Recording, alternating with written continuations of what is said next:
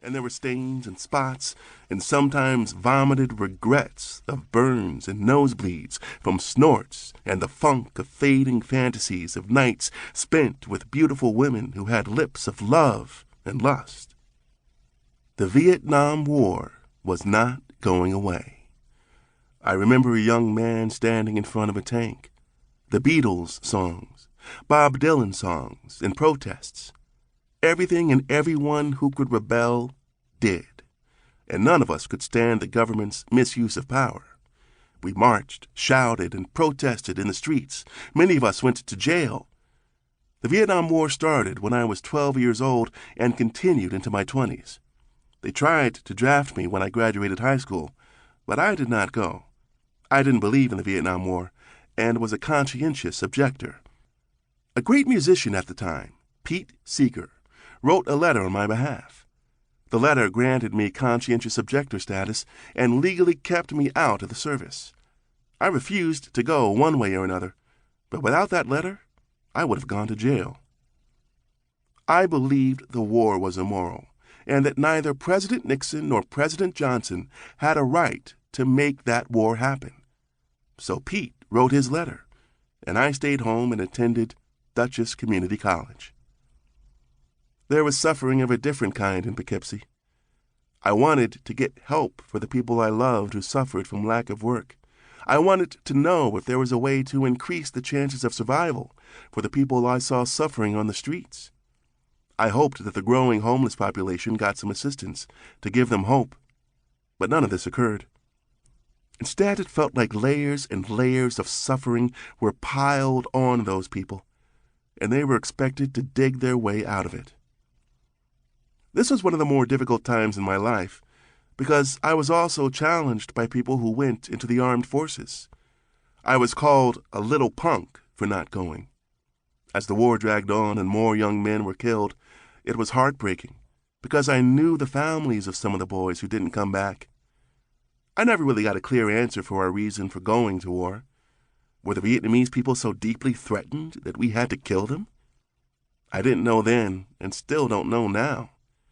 Financially, I know the war served a purpose, but morally and ethically, it did not.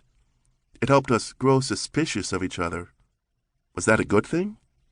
In my opinion, no. The 60s were a tumultuous time for many.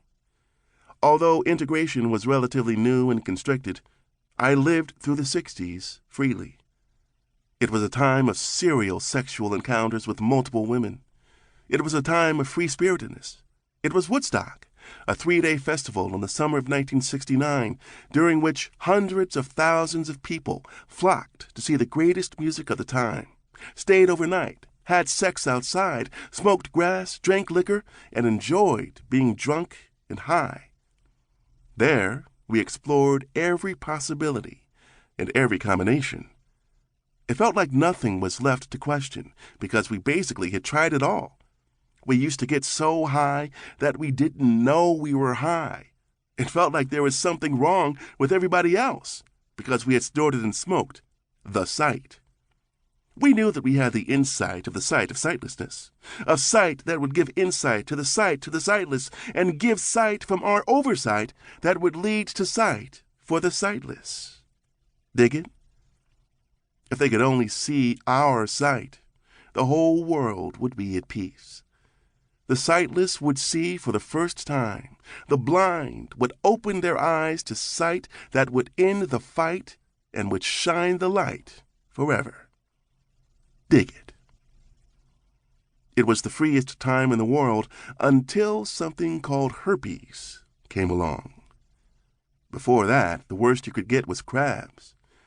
When I was a young man, I was most frightened by waking one morning next to an unknown female and finding myself itching the whole day afterward. The doctor I visited picked from my pubic hairs a crawling creature called a crab. I examined its eyes and clinging appendages, overwhelmed by curiosity and panic. I thought I would die because I had never seen a crawling creature called a crab, and asked the doctor if it was the end. He assured me the condition was curable. The doctor sprayed my genitals and gave me a cream to apply so the monsters would die. A miracle occurred. and the crabby monsters slowly disappeared.